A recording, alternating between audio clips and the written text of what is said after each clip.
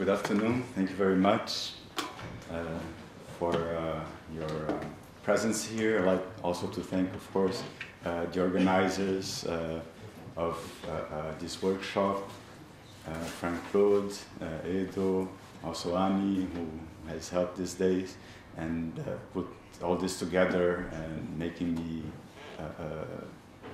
meet old friends and make new ones. And well, this is the last presentation, and I promise it won't be, it's going to be far from apotheotic. But anyway, it's about Crypto-Judaism in Post-Pombaline, Portugal, Legal and Social Remnants. That's the title of my talk. And well, one of the most difficult topics to study regarding the history of the Portuguese New Christians is the matter of the decline of the number of Judaism cases tried by the Inquisition. Related to that issue, the alleged end of Crypto-Judaism in Portugal is also polemical. It is in fact paradoxical that the prohibition of the distinction between new and old Christians by Pombal in 1773, while abolishing the terms, also eventually turned the study of prejudice more difficult. If we are sure that this prejudice persisted in a way or another, of course. Historiography also takes for granted the end of the inquisitorial proceedings for Judaism. So I'll go first to historiography, and then we are going to get to one specific case. So it's going to be a very narrow analysis. So Antônio José Saraiva, in a work of great impact, first published in 1969, refuses the existence of Crypto-Judaism and explained the end of the persecution of new Christians as a direct consequence. Is that okay? So he... Well, I don't think we'll... Yeah, I don't know if... Well, we might need it, so... Well, not in any case, but anyway. So he explained... where was I? So he refuses the existence, Saraiva, of Crypto-Judaism and explained the end of the persecution of the new Christians as a direct consequence of the Pombaline Decree of 1773, which, while prohibiting the distinction between new and old Christians, immediately made that trace disappear following Saraiva. In his words, Crypto-Judaism melted as snow under the sun.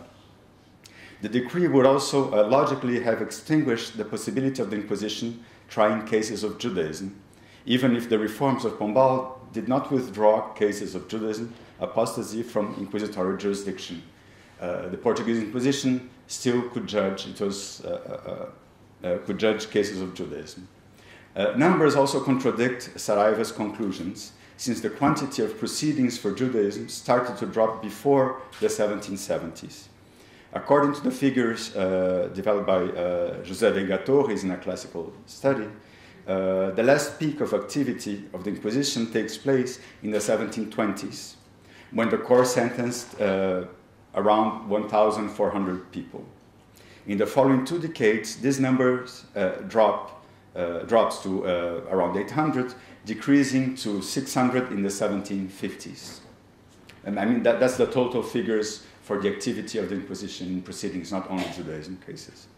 The final fall takes place in the 1760s, when Pombaline interventionism certainly accelerated the decline of those numbers. Lisbon's court, for instance, convicted then no more than 178 people after the Pombaline decrees. In other words, figures shows that the decline of persecution had begun before the Pombaline reforms, whose first sign, a ban on public autos da fé, public sign at least, dates from 1765. The same is verified in the activities of the court of Évora, despite the important number of people still being sent to the bonfire in the end of the 1730s, and also a bit later in the end of the 1750s, showing an elongation of repression of new Christians. One of the explanations to the decline in procedures for Judaism would be the harsh persecution of the 1710s and to the 1730s under the strong hand of Cardinal Dom Nuno da Cunha de Ataíde. that definitely would have broken the transmission of Crypto-Judaism among new Christians, who were at the same time increasingly socially diluted. So not only new Christians, but half new Christian, 1/8 new Christian, and part of new Christians. Another hypothesis takes into account the fact that Judaism religiosity tended to blur over time, getting weaker as the memory of the original Judaism faded due to the secret and oral nature of its transmission. These hypotheses are to be considered, even if elsewhere I have showed that this movement was not only one way, and that from time to time this religiosity was refreshed by more knowledgeable Judaizers. These two assumptions, the strong persecution from the 1730s, 2010s and 20s, and the melting of religiosity, cannot be ruled out completely, but they would directly contradict the powerful idea that the Inquisition was a factory of Jews, either from the religious point of view, as thought coevals, people from 17th century and 18th century, and thus eventually fostering heresy, or from the social point of view, if we follow Saraiva in a certain way. Both of them evidenced through many examples pulled from documents and historiography. According to Michel Janantivos-Taillan, the evolution of the numbers of Évора's tribunal activity, which is studied in detail, would be linked to changes in the mentality of the population. Marcocci and Paiva, in their turn, in the recent book, endorsed the idea of a Pombaline influence on the tribunal, not so much by institutional reforms, but the assumption, and I quote, of the doctrine that since the 17th century saw the segregation of new Christians as one of the causes of Portugal's difficulties. Yes. End of quotation. Thereby it would have been the criticism emitted by the Marquis' mentors, such as Dom Luís da Cunha and the Cavaleiro de Oliveira, and of course some others, as well as by enlightened authors, that would have caused the inquisitors to be less committed to prosecute cases of Judaism after the 1760s. As a consequence, this evolution of the numbers of Portuguese Inquisition activity and the end of persecution of Judaism, or at least part of this phenomenon, would have been caused by a change in the mindset of the very inquisitors, and not of the population in general, which of course is also possible, but much more difficult to identify. This is also my point of view, but it seems to me necessary to explore more deeply this idea in order to understand not so much the change in the mentality of the inquisitors, but in the evolution of their ways of judging. There are several indications that new Christians did not disappear as in a touch of a magic wand. Indeed, as shown by Maria Luisa Tucci Carneiro, the blood purity notion continues to emerge in testimonies given in official and legal procedures, such as the de genere qualification for ordination, even in Brazil. It is thus clear that prejudice did not end, but how to define it in this new phase. It seems to me that the post-1773 inquisitorial processes can be privileged sources to see how the descendants of Jews forcibly converted in 1497 were seen and treated in daily life, as well as during the exceptional experience of a trial for heresy. This is what I propose to do here, based on the study of an unknown process for Judaism, tried by the Portuguese Inquisition after all the institutional reforms that took place between 1765 and 1774. Before getting there, let us recall again that the new bylaws of the Inquisition of 1774 did not rule cases of Judaism out of the inquisitorial jurisdiction. Such cases were set out in edicts of faith that the inquisitorial court still published in 1794, for instance, while with the same content as before the Pombaline reforms. They continue to describe Judaism as a non-recognition of Jesus as God and Messiah, and the respect of rites and ceremonies, food prohibitions, mortal rituals, the Sabbath, and other celebrations. However, in the process studied here, Judaism appears in a much less scholar and rather vague way, with a traditional image of Judaism as a disturbing element of the established order, and thereby as a sign of political contestation. So let's go to the case now. On August 31st, 1779, so much later than the new bylaws, based on denunciation sent by the inquisitorial commissioner of the village of Fronteira, inquisitors of Évora decided to take a certain José Nunes Ribeiro into custody with sequestration of his possessions, qualifying his propositions, and I quote, as heretical, blasphemous, pernicious, scandalous, indecent, piarum aureum offensive, and suspicious of Judaism, etc. And etc. is in the document. It is worth mentioning that the term Judaism appears for the first time here in the process, and was not mentioned nor by the inquisitorial commissioner in his denunciation, in his transmission of the information, nor directly by the witnesses, nor by the prosecutor of the Inquisition in his instructions to the judges. The man being accused reportedly said that the God of Abraham was the best one, and that he would still follow him according to the old observance. So that means that, in fact, he was still not doing it, but anyway. Denunciations reported, above all, that he used to make fun of the cult of saints, of baptism and confession. The statement about the God of Abraham was even left aside by the inquisitors in the interrogations about José Nunes Ribeiro's actions sent to the commissioner of Fronteira to be legally taken. During this legal inquiry, witnesses also missed mentioning Abraham or his God. So who was the defendant? José Nunes Ribeiro was a native of Alpedrinha and a resident of Avis, was a widower of about 45 years old when arrested in 1778. He had part of a grocery store and served as the village council's notary. He was a escrivão da Câmara. In his genealogy session, he also mentions that he and his deceased wife had some part of Jewish blood, but he could not say how much would it be. He also mentions that his mother and a cousin had been punished by the Inquisition of Lisbon long before the earthquake.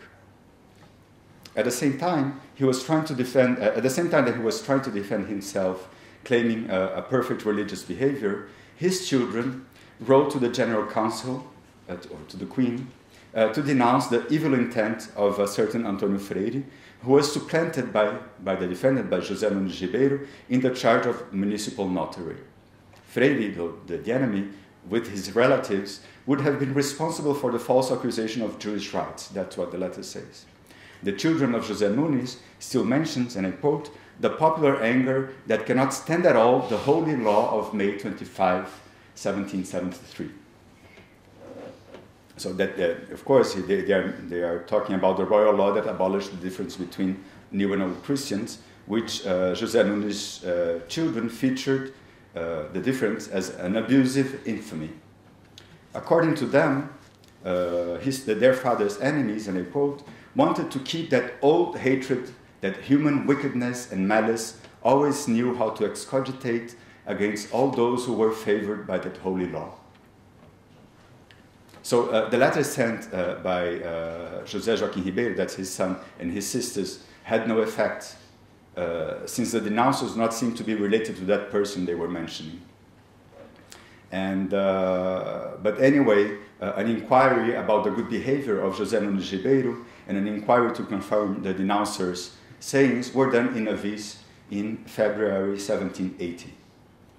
But despite his initial resistance, José Nunes Ribeiro collapsed after a little more of 2 months of imprisonment on February 21st, 1780, and asked for an audience in order to confess. But instead of confessing those blasphemies that he knew he was being accused of, because he had already passed by the in especie, in genere sessions, instead of confessing those blasphemies, he admitted to having believed there was, and I quote, no safer law for the salvation of souls than that of Moses. And he also mentions having done several fasts and having been in contact with other Judaizers. The inquisitors were astonished by that confession and submitted him to 2 examination sessions about his statements. In the session of September 13, 1780, they reminded José that before he confessed being a Judaizer, he had maintained the figure of a good Christian, legally refusing the criminal libel. In other words, the inquisitors wanted to know why on earth had he confessed Judaism while he was being accused of blasphemies. even without knowing exactly the content of accusations. And then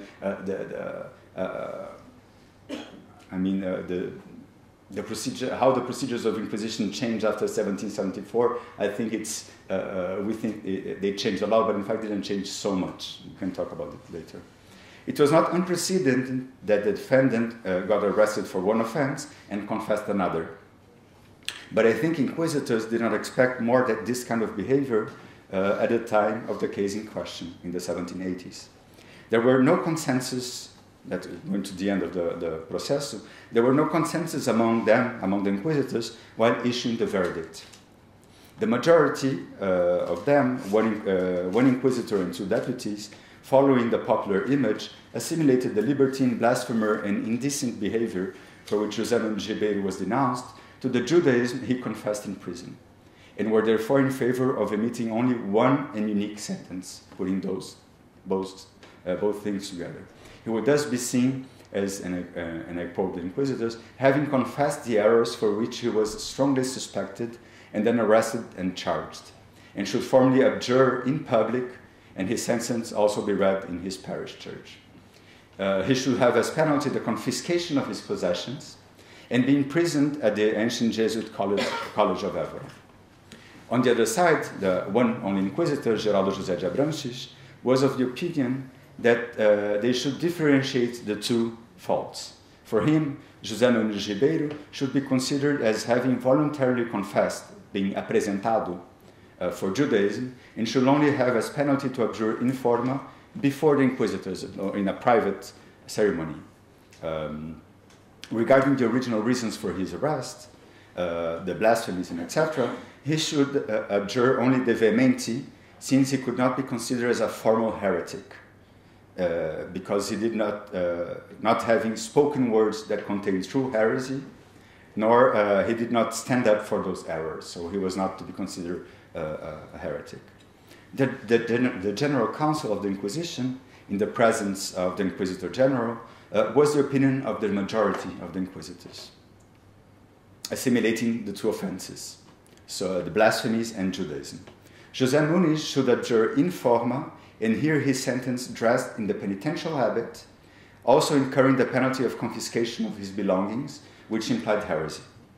The case was undoubtedly considered extraordinary in view of the scandal it provoked, so much so that the council decided the sentencing to be read in a public auto da fe. He should also be imprisoned at the inquisitor's will, and his sentence would be read at the parish church of Avis in order to give satisfaction to the scandal caused by his offense.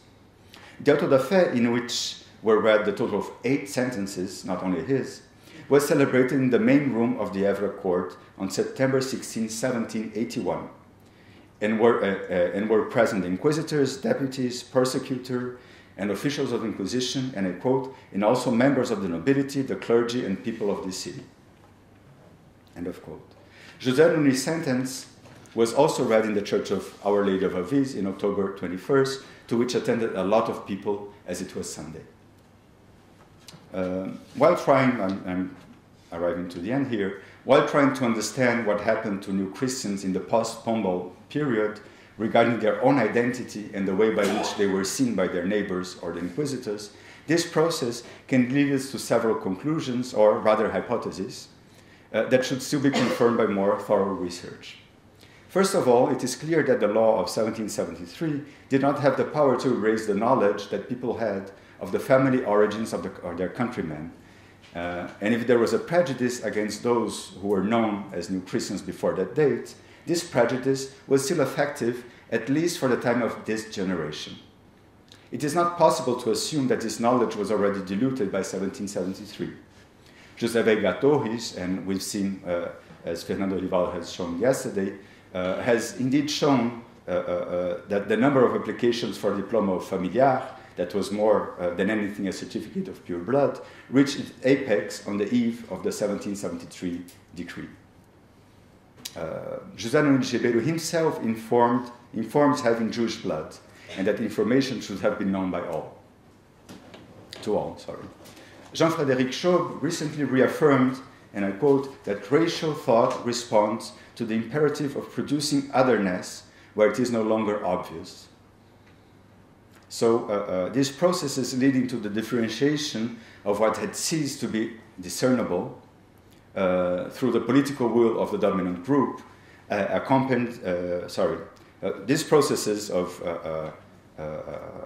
producing otherness, leading to the differentiation of what had ceased to be discernible through the political will of the dominant group, accompanied by means of discrimination, domination, and persecution, and even extermination, is what the author Schob calls racism. Schob identifies this phenomenon in various historical moments, one of the main ones being that of the creation and upkeep of the difference between New and Old Christians in the Iberian world. Once terminated the government's will of discrimination, how should the persistence of prejudice be understood? Of course, in the Portuguese case, in spite of Pombal's will and of the possible influence of the libertine ideals among part of the population, and the crimes that were judged by the Inquisition at that period shows that these ideas existed in a much broader way, it is likely that a good proportion of those that no longer were to be known as old Christians did not like the novelty. Once again, the number of applications for familiar chart in the 1770s clearly shows that, and the letter of the children of José Nunes Ribeiro to the Queen also points to that possibility, meaning that there were still a will of maintenance of a discriminatory policy that gave better chances of social climbing and affirmation to a specific portion of the population. Despite the lack of documentation on the matter, there is evidence that prejudice had only actually decreased with the gradual forced loss of the memory of family backgrounds, which Fernando Olival has also spoken yesterday, and particularly with the loss of importance of determination, with the loss of importance or determination of the actual social elements to which the statutes of purity of blood gave access, as the affiliation to the clergy and the Inquisition, which I would think, it's really a vague hypothesis for me, would be confirmed only with liberalism in early 19th century Portugal. Thank you. So let me abuse my power of chair and comment a little bit before we ask other questions from the floor. First of all, I would like to make a connection to Michael Silver's paper. He's not here right now, but you might remember that he mentioned Ribeiro Sanchez in his paper towards the end of the paper. So actually, I would like to hear a little bit more about possible connection between the document that Ribeiro Sanchez wrote on the history of the distinction between the old and new Christians, and to what extent this text influenced the Pombal legislation of 1773. And here I would also add some more details, because Ribeiro Sanchez was a personal friend of Pombal. He was a Converso who became, as you remember, a Jew, and then he came back to Catholicism. So my question would be whether we could also consider some potential personal motives in Pombal in passing the legislation of 1773. Also because Ribeiro Sanchez, and this is another connection, Ribeiro Sanchez was recruited by Pombal to write a treatise on the natural causes of the earthquake of Lisbon. Why? Because Pombal wanted to contrast with that document another treatise which was written by the Jesuit missionary from Brazil who became the confessor of the king and then of the Távora family, Gabriel Malagrida. All right, so again, I would like to see more. I think that it's very complicated situation here, because I think that there are personal motives. There is the post-earthquake situation in Lisbon, and again, my question would be to what extent this atmosphere, post-earthquake atmosphere, also influenced the legislation and the entire history of Portugal in that period. And also, going back to Georges' paper and the episode of 1580 that you mentioned, right? In how the Jesuits were charged in conspiring against the succession of Don Antonio. Did I get it right? Yeah. Yes. All right. So now, again, I would add that there's a very interesting parallel situation going on in Rome, because in 1573, it is the Cardinal Infante with a group of Portuguese anti-Converso Jesuits who writes letters that are being brought in 1573 to the Third General Congregation and to the Pope that preceded, the audience with whom preceded the Jesuit Third General Congregation, during which the Converso lobby in the society was removed from power. And Mercurial, the first non-Spanish general, was elected. And again, there is also very strong because the Portuguese allied with the Spanish, the Portuguese allied with the Italian Jesuits against the Spanish Converso lobby within the society. So also, I would be very interested to hear about also this Portuguese-Spanish political competition. And interestingly enough, in a writing of the famous Italian Jesuit, Antonio Posselina, when he argued against the statutes of purity of blood in the Society of Jesus very strongly, in the description of Converso, he would argue that if he had to compare Spanish and Portuguese Conversos, those Portuguese were more inclined to apostasy. So that's, again, I think it's an interesting element that I wanted to bring up. Now, the Pombal legislation passed, right? But interestingly enough, again, and this is my last comment, when the Jesuits, as you know, they were suppressed in Portugal first, in 1559, and then worldwide in 1773. So again, this is an interesting parallel period, right? How the legislation that George mentioned, the development, right, of the legislation that led to the 1773 law, how it also developed during the period of strong anti-Jesuit propaganda that would lead to the world suppression of the society. Spain and France would follow after Portugal and then almost the entire world.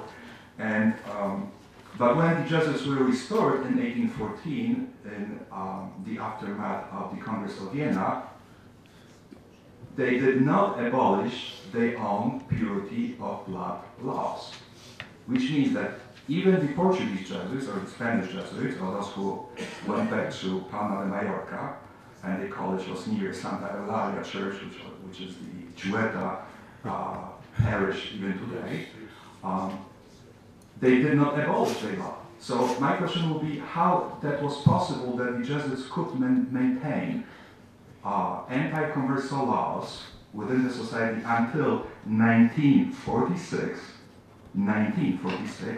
while we had already legislation, 1773 legislation by Pombal and other legislation that would affect also Mallorca.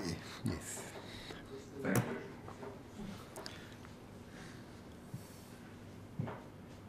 If guys you have questions, There. you can either approach that microphone, not this one? No. That one, okay, because there's a camera, sorry. Okay, so. In the meantime, if you can comment on my questions, and then you can line up to. No. No, not this one. That one. It's a little complicated here. No. Thank you, Robert, for questions. Well, what what is impressive about the argument of the involvement of the Jesuits in the making of the statutes of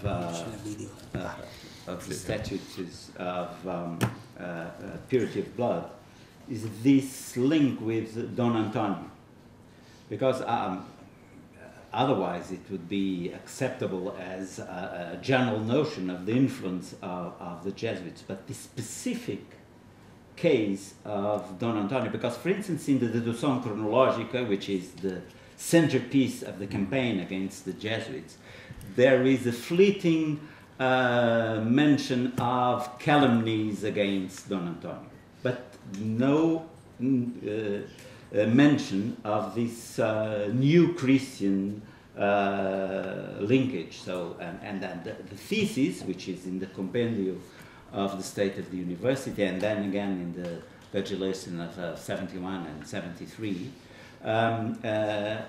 here it's the idea that it was the deliberate way of putting Don Antonio out of the way. And this, I can't see any evidence of that.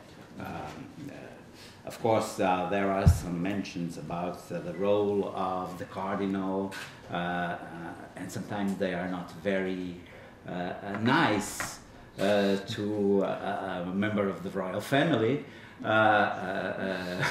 But anyway, this is there. And what is amazing is, for instance, in the Dedução Cronológica and Analytica, is that, on the contrary, for instance, Jesuits are being accused of being part of the movement which led to the suspension of the Inquisition in the 1670s. So they are then being accused of being close to the New Christians in the late 17th, and they are being accused of having created or recreated the idea of blood purity. As far as the late period of the fight against Jesuits was actually the first movement towards the full monopoly of the power of the states against corporations in Portugal. Actually, it began with the problem of the Company of Grão-Pará, but then it became the symbol of the affirmation of the power of the state before the church, and the special connection between the Jesuits and the Rome, I think, was the main reason why they became the victims of that enormous campaign, which was hugely successful because it was started in Portugal and it ultimately led to the suppression of the congregation by the Pope some years later.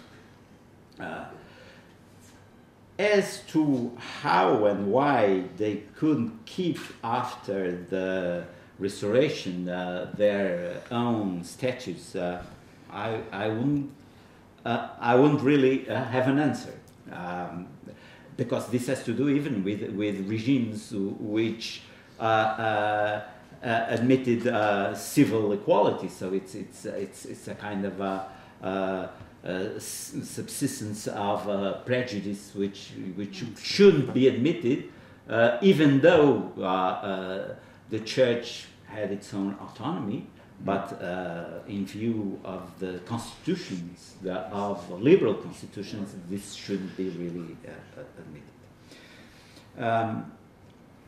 But of course, I would like to take this to comment also on what Bruno said. And the popular prejudice didn't die with the law of 1773, of course.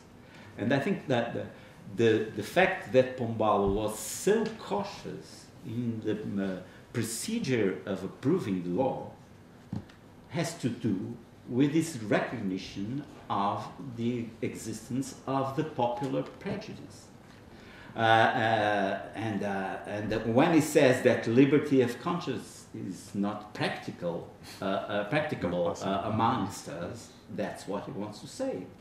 There is a social prejudice, and you can find, for instance, there was the merchant community in Portugal at the time of Pombal had only a very small proportion of new Christians or Marranos. But in a particular region of the country, in the inland highlands, there was an important merchant community of Jewish descent in the town of Couvillin, which was the most important center of textile industry, of woolen industry at the time. The owners of the factories were all from Jewish descent. And in 1826, amidst the fight between liberals and absolutists, there was a popular revolt of the workers. And they are fighting the factory owners with the arguments that they are Masons and Jews. Yes. The same happened in Braganza after the Napoleonic Wars. Same.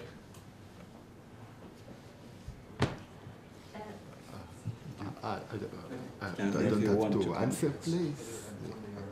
Wait. I don't have to answer you first? Yeah, sure, yeah. Okay. 1946 is not so far because there is a Catholic school for girls in Palma that received the Croatian candidates only after the death of Franco. So 1946 is not the end of the blood purity wars in the case of Spain. Now, the reason I believe why the blood purity laws stay so much time, it's because the Jesuits probably didn't have interest in abolishing them, because the implementation of liberalism in Spain was traumatic to the church. I will give some examples. For example, the Spanish Inquisition was 4 times abolished, and in the 1836 happened in Spain what we call the desamortization. The state confiscated the monasteries and sold it in order to maintain the army against the presentations of the Carlist pretender. The church saw it always as a robbery. So when liberalism is considered as the enemy and the implementation is traumatic, the resistance is also very, very great. And we have to take into consideration, it's a thing that we do not think about it. We think that liberalism and freedom of consciousness coincidence. Well, not, because in Spain only in the 1869 constitution sanctioned freedom of worship, and the same happened in the first South American republics. There are exceptions, but in Mexico and other Spanish American countries, we cannot speak of open worship of other confession, not the Catholic, again until the second half of the 19th century. May I just, but the thing is that one thing is religious tolerance. Yeah, another thing is purity of blood. Because one thing is religion, another thing is the ethnic affiliation. The problem in Portugal is that you could be the best of Catholics with no proof whatsoever of Judaizing or something else, and still you were discriminated just because you were an ethnic Jew. So these are two major differences. Yeah, the Croats were all considered devout Catholics, and even their opponent made fun of their of their devotion. They say they are running at the morning for the rosary, and it just in order to make an impression. But I believe that the resistance to erase or to abolish the blood purity laws is the same resistance of the church, of the Spanish church and Spanish neo-Catholics to modernity. And the Spanish church changed its stand only at the end of Franquism. And it still is considered today quite conservative. It is. No. No. Okay.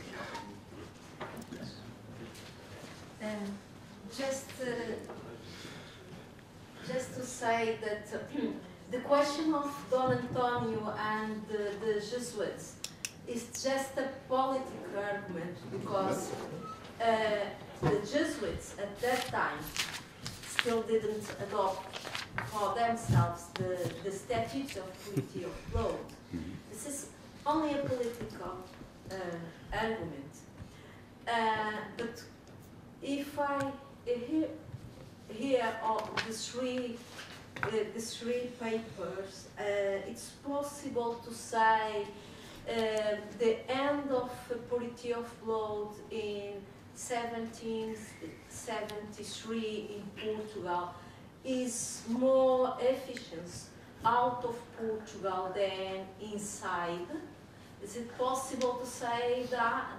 Because really speaking, in the 19th century, there are still main cases that George talked about. It's very interesting. And we find the respect of the statutes in the merchant, the market, the matrimonial market, in the marriage market in Portugal. We find it operating in the 19th century. We can say that the argument of to compete in the mercantile arena, it was efficient in that point, but not inside. Is it possible to say that? But really speaking, inside Portugal, at that time when the statutes are end, the most important families noted by the topic they don't have purity of blood. Most of them have received distinctions that for which it was necessary to have purity of blood. It's it's a strange situation. By another way, we can say they are abolished, but just in a formal way, and they continue. But by the other way, they still continue in practice. What's your opinion? Okay. Well, I don't think so. I really think it was effective. Of course, there could be some prejudice still surviving, and even some cases of process against Judaism, which once again is different from blood purity, but I think it was quite effective. For once, in the aristocracy, Pombal intervened in the marriages. The decision of this most secret charter of 1768, I only spoke of the preamble, but the normative part of the charter was that those families who considered themselves Puritans, and so they considered that they didn't have any stain of Jewish blood, were forced to marry. Those who had nubile children had to marry their children in 3 or 4 months' time with other families. And he saw to it that they did. For instance, the Marquis of Lavradio, who was the Viceroy of Brazil at the time, was very surprised that families into which his family had tried several times to marry for a long time, and who did not accept them as partners because he was considered to be to have some stain, suddenly were open to an alliance. And there was a systematic intervention by Pombal in the years after this, and so it destroyed the principle of Puritanism. But Puritanism is not... Of blood purity in the aristocracy. And the question, of course, it did not destroy the prejudice, the social prejudice, because the Portuguese aristocracy continued to be the main, the most exclusive aristocracy of Europe. They wouldn't marry to any merchant, financier, or magistrate, even when they were bankrupt. They wouldn't consider them fit. And only after liberalism come marriages of the aristocracy with people, even ennobled, entitled financiers and merchants. So the social prejudice kept going on, but not the question of blood purity, which had been destroyed by Pombal. And I guess endogamy was practiced also in Majorca, correct? Yes, because the general population, although the abolishment of the blood purity law, continued to exercise unofficially the blood distinction, and the Croats were discriminated. No one married with them, so they had to maintain endogamy because of the persecution. And this persecution also ended at the second half of the 20th century. There were also some even until the 20th century, some groups in Spain that were considered to be Jews. There is even in the Spanish proverb, for example, some example for it. Like there is a small place in Extremadura, a town named Hervás, that there is a saying, en Hervás judíos los más. And in the 70s, when the anthropologists went there, they found that there was two neighborhoods, one of good old Christian and the second one of the Jews. But today, I believe all is cancelled, and even before there was local prejudice, but since that Spain is great, you can go to another place. And in the 19th and 20th century, Judaism is less a problem. What they fight is is against liberalism, and sometimes the liberal is associated with the Jew, especially in the beginning of the 19th century. And the great fight for the historical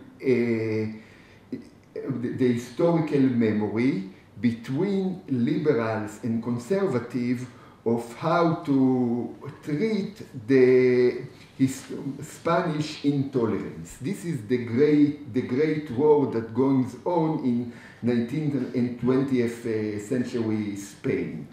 The story of Mallorca was in a small part, and the Conversos, it was more a burden than a problem, than a real problem. Yes, I think Fernanda said that. Before this is the question that the prejudice ended earlier outside Portugal than in Portugal, and it's true. As I said in the beginning of my paper, it's very hard to trace these marks of prejudice after the abolition, when it was illegal to call someone New Christian or Jew. And I don't know, it's true that in Brazil, even though Maria Luisa Tucci Carneiro had found some examples of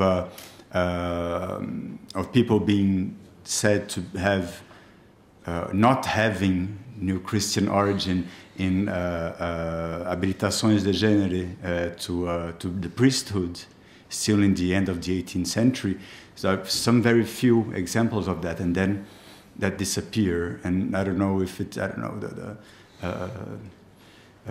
even though, of course, in the popular, there are popular sayings about Jews and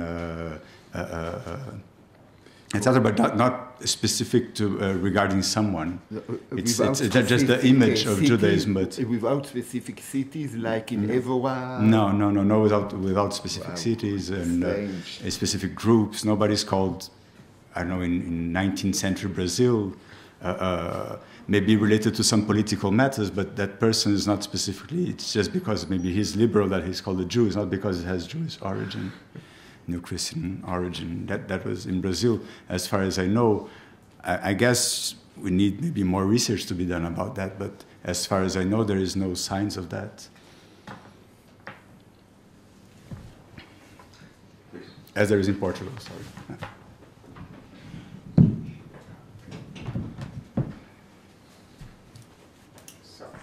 Remember an episode that before the abolition of the Inquisition in Portugal, the first known rabbi in Portugal, Rabbi Isabella, was in a private synagogue in the center of Lisbon, and in Lisbon with other Jews, and someone went to denounce them to the Inquisition, and the Inquisition said that it was really a private case, so there was no consequences of this case.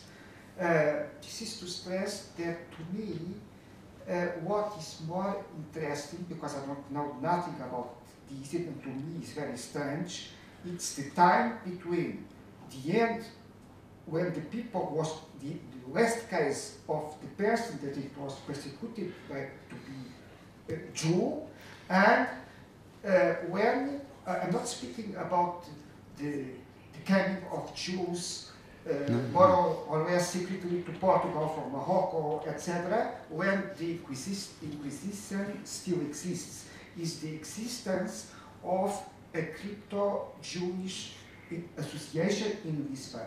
It means that at the same time, we don't know very well about these persons, who were these persons, but this association, called Crypto-Jews Lisbon Association, exists at the same time that the Jewish want to really have a first step in as recognized as religious autonomous groups. So, to me, it's very strange is what is happened between this gap of time. But I didn't understand, what's this crypto-Jewish?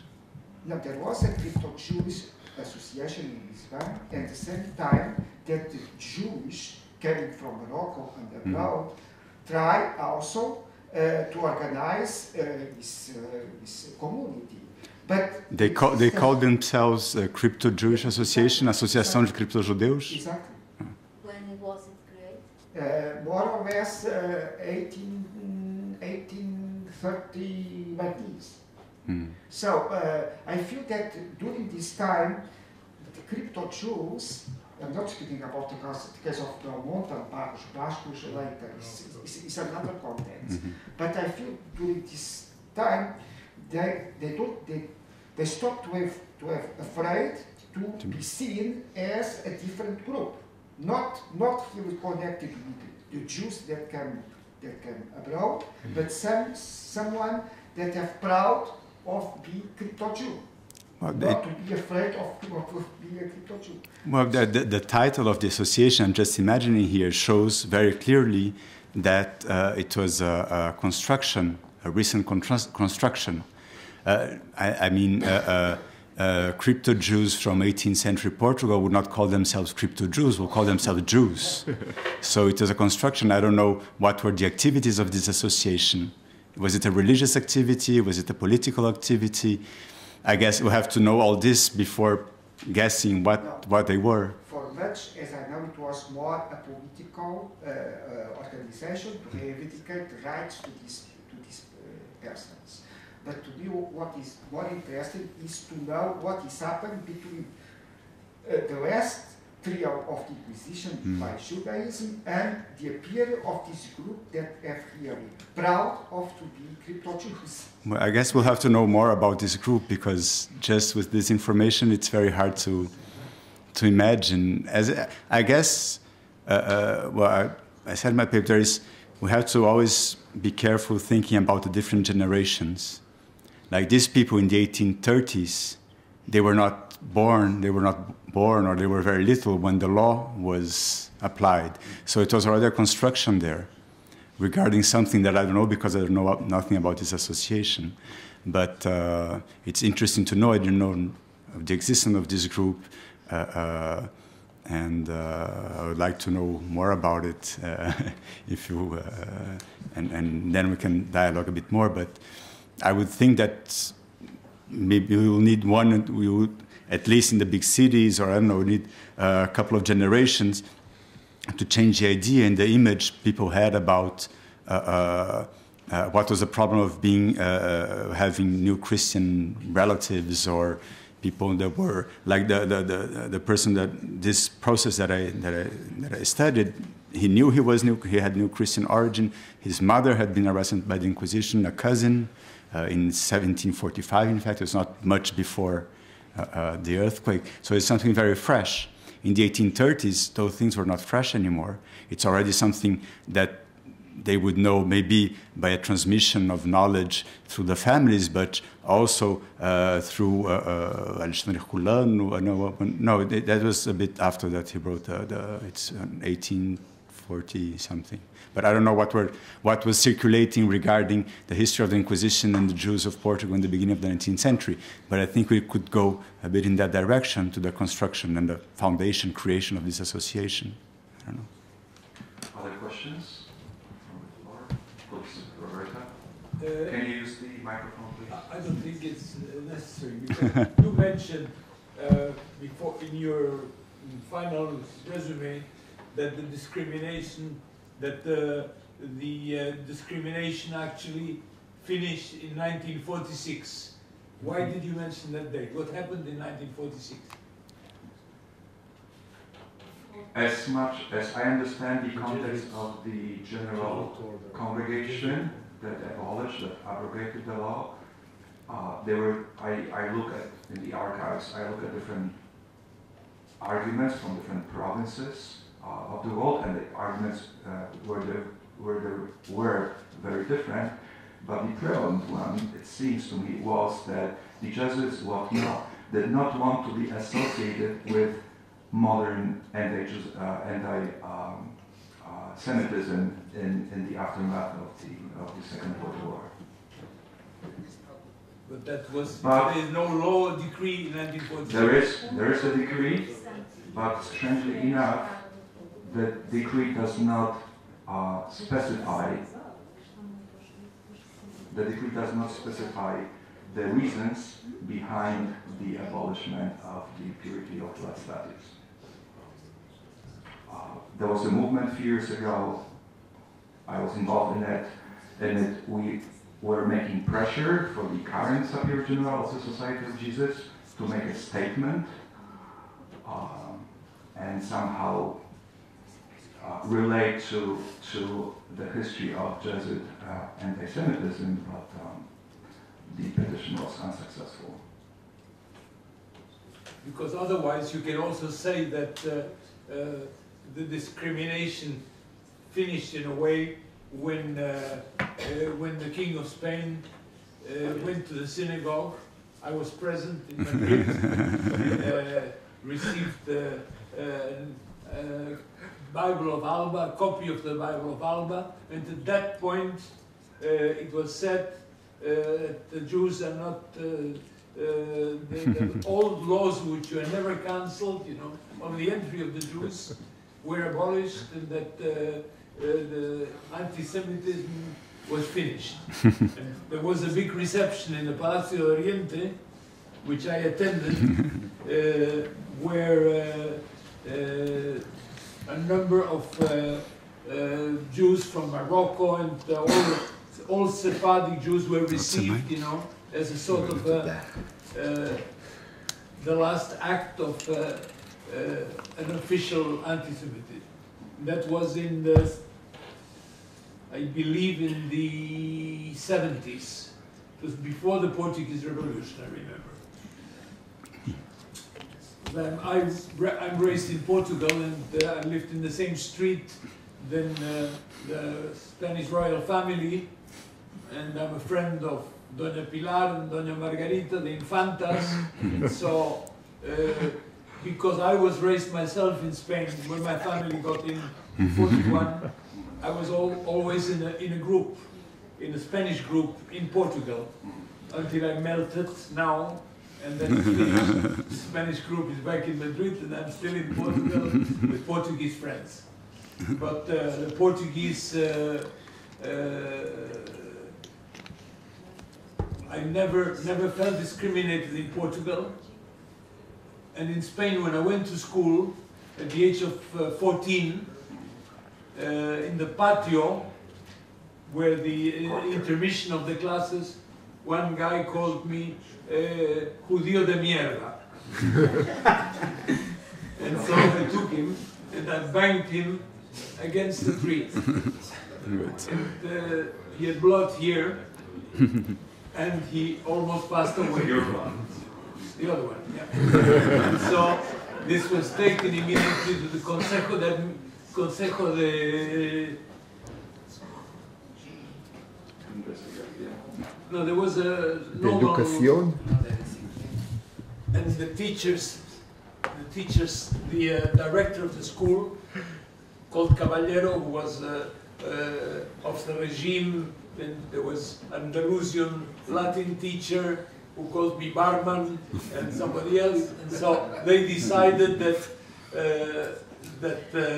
I would not be expelled from the school, and one of them said, the Jews have suffered enough. That was in 45, after the armistice. Thank you very much, Roberto, for sharing your personal stories. Claude? Yes.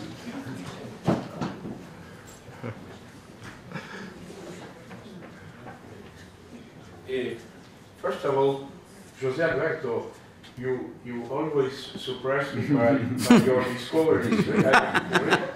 And this is a fantastic one. I don't remember to having read anywhere concerning this association.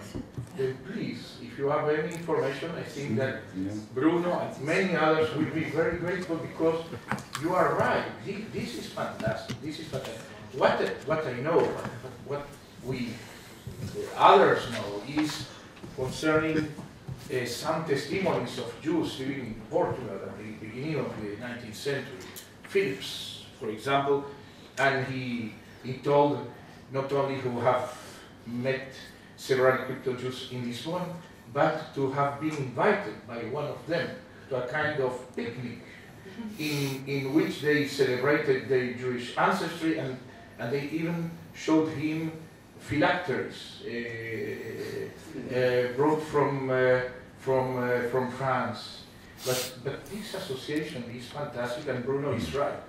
the name Crypto-Judaism is a neologism at the time, and please, we will be delighted to hear more about.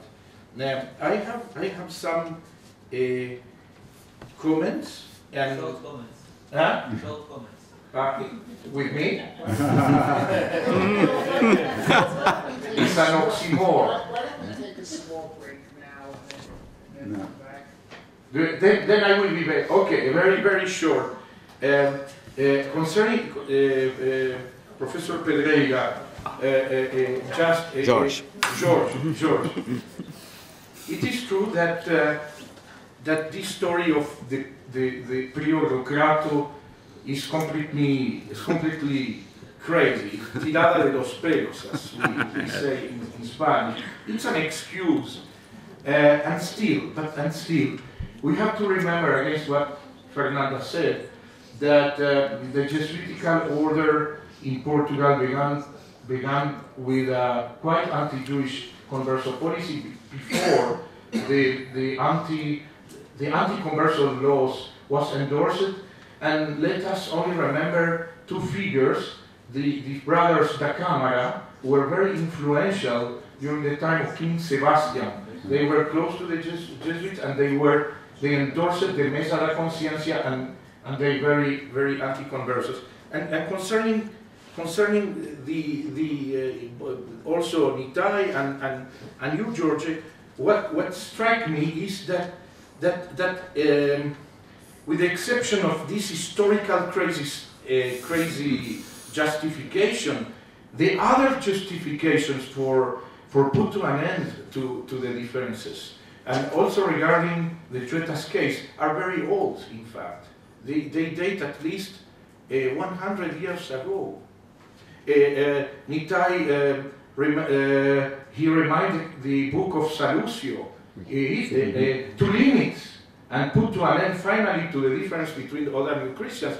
His book was published in 1599. And all these, the mercantilistic and all these things, you can already see in a very clear way in Sergio Rigo's Pro Converso book from the beginning of the 17th century. Why I am talking about, why I am insisting on that? Because this confirms what we are hearing now, and thanks to Fernanda and others, that in fact we look at Pombal and we imagine a reformer, you know, a kind of revolutionary reformer who is making revolutionary things with his enlightened views. But here, when we look after how he justified that, he recurs to longue durée and quite, I will say, moderate argumentation, and finally, well, I have many other comments, but Kenneth, please, I don't want. Afterwards, we will be angry. No, זה מקום מצוין להתחיל את השיחה המסכמת. Fine, okay, yeah, there is more. Just concerning your quotation, Bruno, Jean-Frédéric Shaw, I like very much Jean-Frédéric Shaw. He's a kind of French, or French. But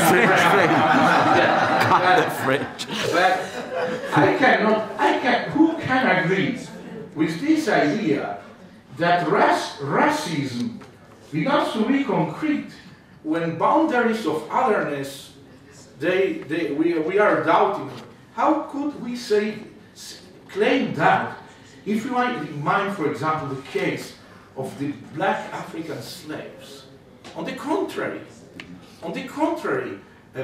black anti-racism was elaborated after the connection between slavery and purported color of pigmentation was established. Then I think that this quotation fits completely with the Converso case, perhaps with the mestizos and mulattoes in Brazil, but not regarding other groups. Thank you. Please join me to thank our great panelists for wonderful papers and great discussion.